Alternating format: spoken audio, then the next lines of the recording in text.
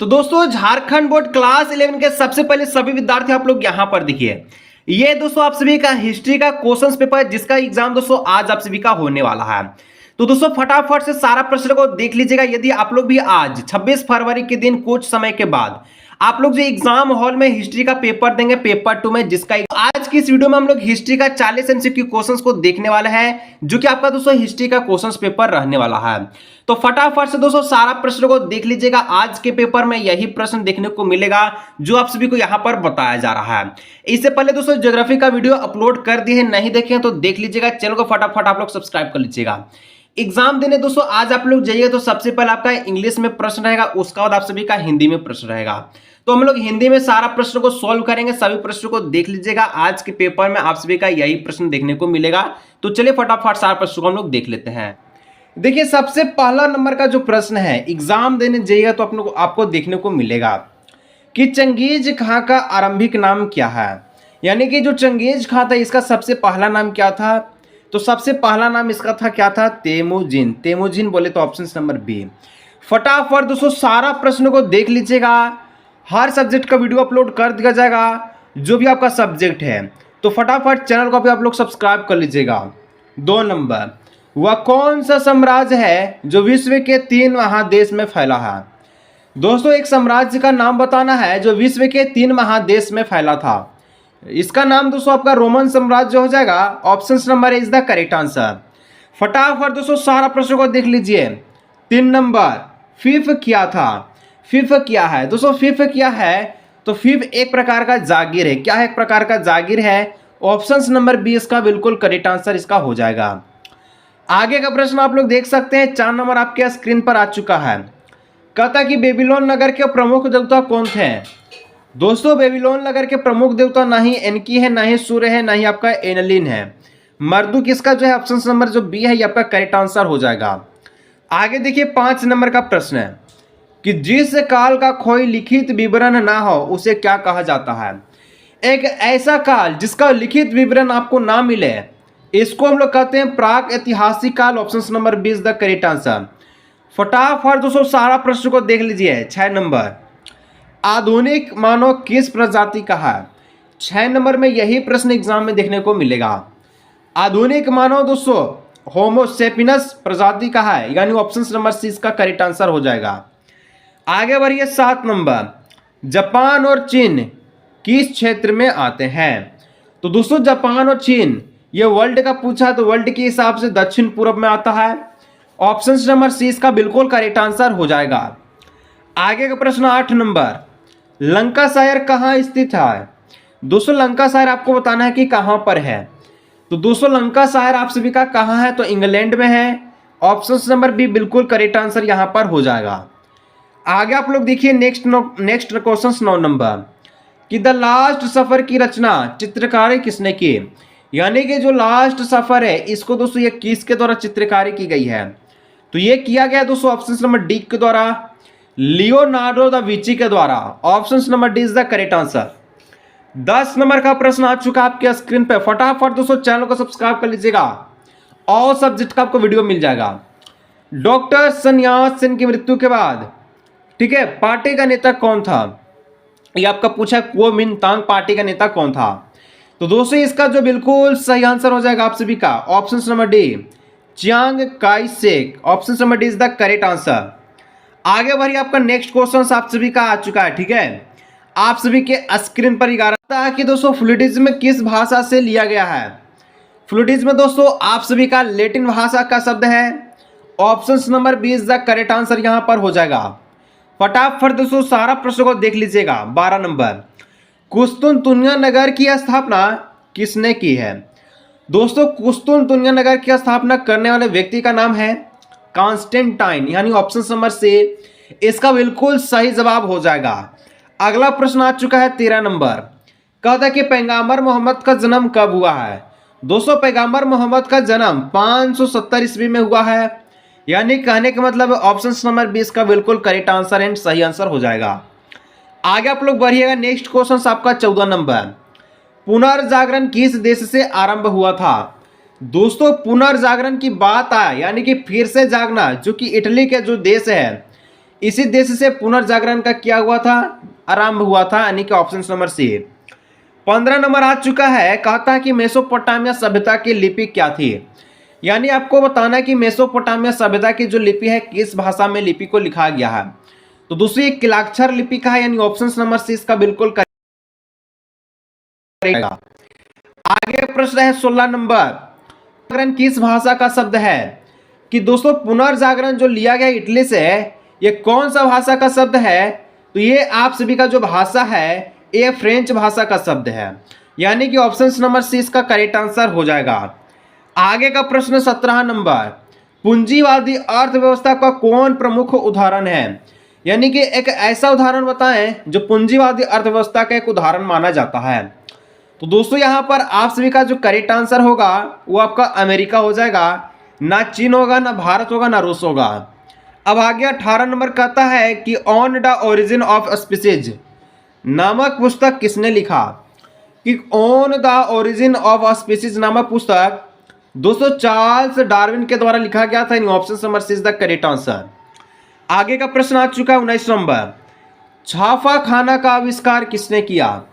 दोस्तों छापा खाना का आविष्कार करने वाले व्यक्ति का नाम है गुटेनबर्ग, यानी option number C is the correct answer इसका हो जाएगा। आगे आप लोग बढ़िए 20 नंबर, पादुआ विश्वविद्यालय कहाँ स्थित है। दोस्तों पादुआ विश्वविद्यालय ये आप सभी का जो स्थित है इटली में स्थित है, यानी कि ऑप्शन नंबर सी इसका बिल्कुल करेक्ट आंसर हो जाएगा। 21 नंबर का प्रश्न आ चुका है, जापान में पहली बार महिलाओं को मतदान का अधिकार कब प्राप्त हुआ। तो दोस्तों जापान में जो महिलाएं हैं, ठीक है, सबसे पहले वोट देना जो है कब से शुरू की है। तो ये दोस्तों 1946 में, यानी कि ऑप्शन नंबर सी इसका करेक्ट आंसर हो जाएगा। ठीक है, आगे देखिए 22 नंबर, औद्योगिक क्रांति शब्द का प्रयोग किस विद्वान ने सबसे पहली बार किया था। तो औद्योगिक क्रांति का शुरुआत दोस्तों आर्नोल्ड टायनबिक के द्वारा किया गया, यानी option number A is the correct answer. आगे का प्रश्न 23 नंबर, तुर्कों ने कुस्तुनतुनिया पर कब जीत हासिल कर लिया गया। दोस्तों तुर्कों के द्वारा कुस्तुनतुनिया पर जीत कब हासिल किया गया। ये जो जीत हासिल किया गया था ये 1493 ईस्वी में, यानी option number 20 the correct answer इसका हो जाएगा। आगे का प्रश्न आप लोग देखिएगा 24 नंबर, रोम किस नदी के तट पर स्थित है। दोस्तों रोम जो है आप सभी का, यह आपका टाइबर जो नदी है, ठीक है, इसके तट पर कौन स्थित है, आपका रोम। तो ऑप्शन नंबर बी बिल्कुल करेक्ट आंसर। 25 नंबर, फटाफट दोस्तों सारा प्रश्न को देख लीजिएगा। 25 नंबर कहता है कि पुरुष बिच्छू को क्या कहा जाता है। जो पुरुष बिच्छू होते हैं इनको एक नाम अलग दिया जाता है, जो कि नाम होता है, क्या नाम होता है, मॉन्क नाम होता है, यानी ऑप्शन नंबर क्या हो जाएगा इसका, बी नंबर। अब देखिए 26 नंबर का प्रश्न है कि सर्वप्रथम भाप इंजन का आविष्कार किसने किया। सबसे पहले दोस्तों भाप इंजन का आविष्कार कौन किया। ऐसे तो दोस्तों आपका थॉमस न्यूकोमेन किया था, लेकिन आंसर इसका हो जाएगा जेम्स वाट। आप लोग कीजिएगा डी नंबर करेक्ट आंसर। अब आगे का प्रश्न आप लोग देख लीजिए, ठीक है, 26 का हो गया आपका, क्या हो गया देखिए 26 का डी आप लोग मत मारिए, जेम्स वाट गलत हो जाएगा, ऑप्शन नंबर बी को कीजिए। ठीक है, थॉमस न्यूकोमेन। हाँ, अगर क्रेडिट पूछा जाता कि क्रेडिट किसको दिया गया है, तब हम लोग कहते हैं कि आपका जेम्स वाट को दिया गया था। अब आ चुका है 27 नंबर का प्रश्न है, कृषक द्वारा चर्च को फसल का 10वां भाग देना पड़ता था जिसे कहते थे। तो किसान के द्वारा चर्च को अपने हिस्सा का 10वां भाग, यानी कि 100 रुपया कमा रहा है तो उसको 10 रुपया तिथ को देना पड़ता था चर्च में, जो कि एक दोस्तों आपका धार्मिक कर है जिसको हम लोग तिथ कहते हैं। Option number C is the correct answer. 28 नंबर का प्रश्न है कि प्रतिधर्म सुधार आंदोलन के प्रतिपादक कौन थे। यानी कि जो आपका प्रतिधर्म सुधार आंदोलन किया गया, इसके एक प्रतिपादक का नाम है मार्टिन लूथर, यानी ऑप्शन नंबर इज द बिल्कुल करेक्ट आंसर। आगे का प्रश्न आ चुका है 29 नंबर कि चीन में गणतंत्र की स्थापना किसने की। यानी कि चीन में दोस्तों गणतंत्र की स्थापना किसके द्वारा किया गया था। तो माओ त्वे तुंग के द्वारा, माओ ते से तुंग के द्वारा, option number D is the correct answer. आगे का नेक्स्ट प्रश्न 30 नंबर, डिवाइन कॉमेडी किसने लिखी। दोस्तों डिवाइन कॉमेडी लिखने वाले व्यक्ति का नाम है दाते। 30 नंबर में यही प्रश्न एग्जाम में आपको देखने को मिलेगा। 31 नंबर, वह चौथा खलीफा कौन था जिसकी हत्या कुफा के मस्जिद में किया गया था। कुफा के मस्जिद में किया गया था। एक चौथा खलीफा का नाम बताना जिसकी जो हत्या है कुफा के मस्जिद में हो चुकी थी। इसका नाम दोस्तों अली था। कौन था? अली। यानी ऑप्शन नंबर डी इसका करेक्ट आंसर हो जाएगा। आगे का प्रश्न आप लोग देखिएगा। नेक्स्ट क्वेश्चन आपका आ चुका है कि हरकारा प्रणाली किस साम्राज्य की प्रमुख प्रणाली है? हरकारा प्रणाली दोस्तों ईरानी साम्राज्य का क्या है? प्रमुख प्रणाली है। ऑप्शन नंबर बी इसका करेक्ट आंसर हो जाएगा। नेक्स्ट प्रश्न 33 नंबर, क्वार्टजाइट पत्थर किस काल का प्रमुख औजार है? ठीक है, औजार है। तो दोस्तों क्वार्ट्ज जो पत्थर है ये आप सभी का मध्य पाषाण काल का क्या है? मध्य पाषाण काल का क्या है? उदाहरण है। तो ऑप्शन नंबर यहां पर क्या हो जाएगा?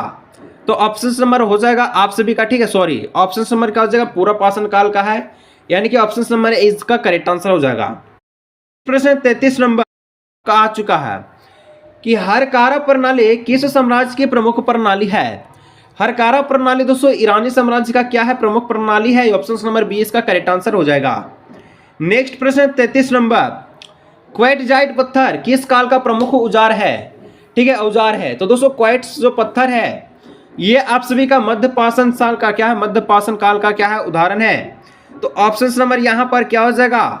तो ऑप्शन नंबर हो जाएगा आप सभी का, ठीक है, सॉरी, ऑप्शन नंबर क्या हो जाएगा? पूरा पाषाण काल का है, यानी कि ऑप्शन नंबर इसका करेक्ट आंसर हो जाएगा।